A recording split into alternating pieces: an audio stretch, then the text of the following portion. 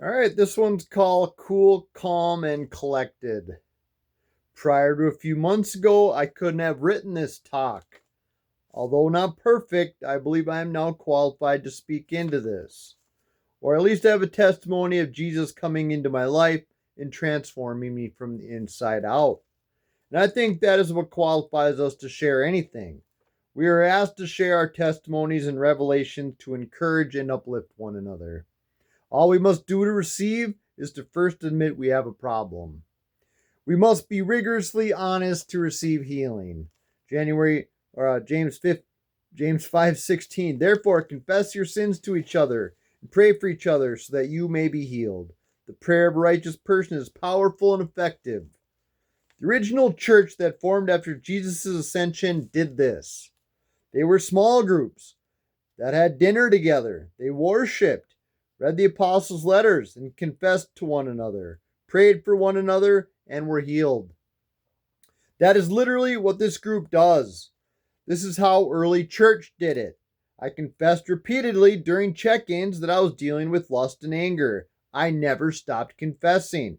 I never minimized it. I never tried to justify it. Some people are confused about confessing things to God in private prayer time.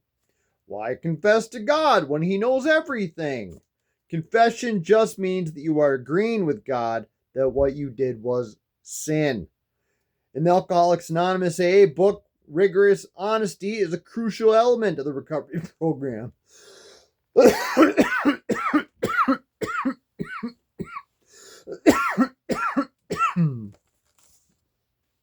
Emphasized throughout the 12 steps. It's not just about telling the truth, but about a deep and unflinching self-awareness and acknowledgement of one's thoughts, feelings, and actions, especially regarding addiction and its impact. This level of honesty is essential for admitting the problem, understanding its roots, and building a foundation for lasting sobriety. Once you admit you have a problem, first step, and then believe God can help you, second step, you are ready for step 3. We made a decision to turn our wills and our lives over to the care of God. That's surrender. That is where the healing begins. Why is that? Because it activates faith. Notice all the heroes of the faith were mostly inequipped, inexperienced, and unqualified people. Only thing that made them what they became was that they trusted God. They didn't do it perfectly. They failed a bunch, but they never gave up and remained humble. They always knew and understood that they were weak, and God was their strength. Here's the third step prayer. God, I offer myself to Thee, to build with me and to do with me as Thou wilt. Relieve me of the bondage of self, that I may better do Thy will. Take away my difficulties, that victory over them may bear witness to those I would help of Thy power, Thy love, and Thy way of life. May I do Thy will always. You can't be cool, calm, and collected if you are trying to control your circumstances. There is a saying that Tim always reminds me of, that anger is just unmet expectations. I've now been alive long enough to know that I can expect things not to go as planned. I've also lived long enough to fully trust that I won't die when things don't go as planned. It's going to be okay. The outcome doesn't matter. How you play the game is what matters. If you grumble and complain the entire way through everything, it won't be long before only other grumblers and complainers want to be around you. Yuck. John 16:33. I have told you these things so that in me you may have peace. In this world you will have trouble, but take heart, I have overcome the world. One thing I think that we have lost is proper fear of the Lord. Proverbs 1:7. The fear of the Lord is the beginning of knowledge, but fools despise wisdom and instruction. Fear of God is not being afraid of God. It's reverence, it's respect, it's being in awe of God. Back in Jesus' time, people feared kings. Off your head was a very real thing. The story of Esther doesn't have teeth if we don't understand how feared kings were. She went into the king of Persia's inner court uninvited to plead for the lives of the Jewish people. By law, she should have been killed. When you go before God in prayer, are you in awe? Be honest. Awe of God is the beginning of knowledge. Proverbs 4, 5 through 7. Get wisdom, get understanding. Do not forget my words or turn away from them. Do not forsake wisdom, and she will protect you. Love her, and she will watch over you. The beginning of wisdom is this: get wisdom. Though it cost all you have, get understanding. This is one of my favorite proverbs because Tim pointed it out to me. The beginning of wisdom is this: get wisdom. The takeaway is that we should want wisdom. It should be our number one priority. Why is wisdom so important? When we seek wisdom, we seek to know God's mind and act according to his unchanging truth.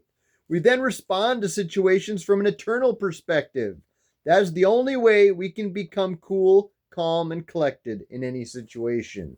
Proverbs 3, 5 through 6. Trust in the Lord with all your heart and lean not on your own understanding. In all your ways submit to him, and he will make your path straight. Those verses bring the point home. Wisdom is God's understanding, not yours. Submit to God, and he will make your path straight. What is recovery? Staying on the straight and narrow path, where before we were on the broad path to destruction. You want healing? Surrender to God. You want restoration?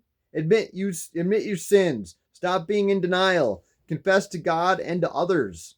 That is the fourth and fifth step. We made a searching and fearless moral inventory of ourselves. We admitted to God, to ourselves, and to another human being the exact nature of our wrongs. Psalm 32, 1 through 5. Blessed is the one whose transgressions are forgiven, whose sins are covered. Blessed is the one whose sin the Lord does not count against them, and in whose spirit is no deceit. When I kept silent, my bones wasted away through my groaning all day long. For day and night your hand was heavy on me. My strength was sapped as in the heat of summer. Then I acknowledged my sin to you and did not cover up my iniquity. I said, I will confess my transgressions to the Lord, and you forgave the guilt of my sin. Being cool, calm, and collected isn't something you can force yourself to be. It comes from surrendering and confessing and praying. Being cool, calm, and collected is what being healed looks like. You aren't recovered if you are angry. I struggled with rage for 15 years after being born again. I saw and read trails and had out-of-body experiences. That's PTSD symptoms. My childhood wasn't horrible like some of the stories I heard in prison ministry, but it was like a lot of the other stories I heard in prison ministry. So statistically, people with my story end up in prison or dead. That's facts. But God intervened. The answer to the question of why me and not others is that I answered the call. Matthew 22:14. For many are invited, but few are chosen. All that verse means is that few choose Jesus. Even fewer endure the race of faith. Are you going to remain a victim, or are you going to take responsibility? That is the difference between prison and death or life and freedom. Want to be cool, calm, and collected? Do you want to be healed? Surrender, confess, pray.